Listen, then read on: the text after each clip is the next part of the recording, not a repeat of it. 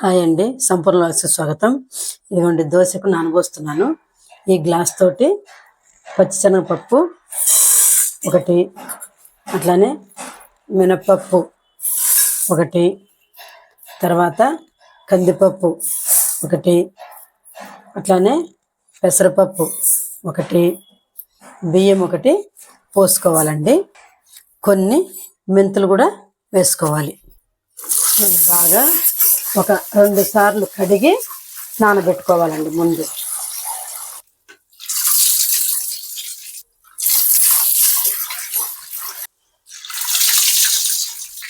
5 గంటలు నానబెట్టాలి. ఆ 5 గంటలు మూత పెట్టి ఉంచాలండి. మూత పెట్టకపోతే మట్టి, దుమ్ము, ఏమన్నా పురుగులు పుట్ర అట్లాంటివి కూడా పడచ్చు, ఎంత నీట్గా ఉన్నా కూడా ఇల్లు. అందుకని మూత తప్పనిసరిగా పెట్టాలి.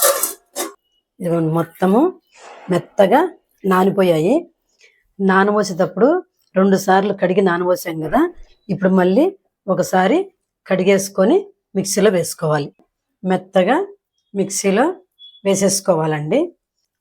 ఒక గిన్నెలో పోసి ఉంచుకోవాలి. ఈ పిండి పులవాల్సిన అవసరం లేదండి. ప్రొద్దున నానబోసుకొని సాయంకాలం వేసుకొని ఒక అరగంట సేపు మూత పెట్టి ఉంచుకొని దోశలు పోసేసుకోవచ్చండి. ఇప్పుడు అది దోశ వేస్తున్నాను. ఇవి అన్నీ ప్రోటీన్స్ కాబట్టి హెల్త్కు చాలా మంచిదండి, ఆరోగ్యానికి కూడా చాలా మంచిది. ఇలా సింపుల్గా వేసుకొని తినొచ్చు. దోశ పోసిన తర్వాత కొంచెం లైట్గా నూనె వేసుకోండి. ఎక్కువ అవసరం లేదండి, కొంచెంగా వేసుకుంటే సరిపోతుంది. ఈ దోశ చాలా టేస్ట్గా ఉంటుందండి. ఒక సైడు కాలిపోయింది, ఇదిగోండి రెండో సైడు తిప్పేసాను.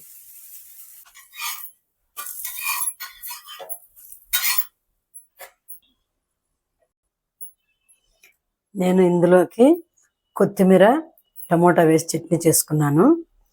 చాలా టేస్టీగా ఉందండి. నచ్చితే కనుక లైక్, షేర్, సబ్స్క్రైబ్.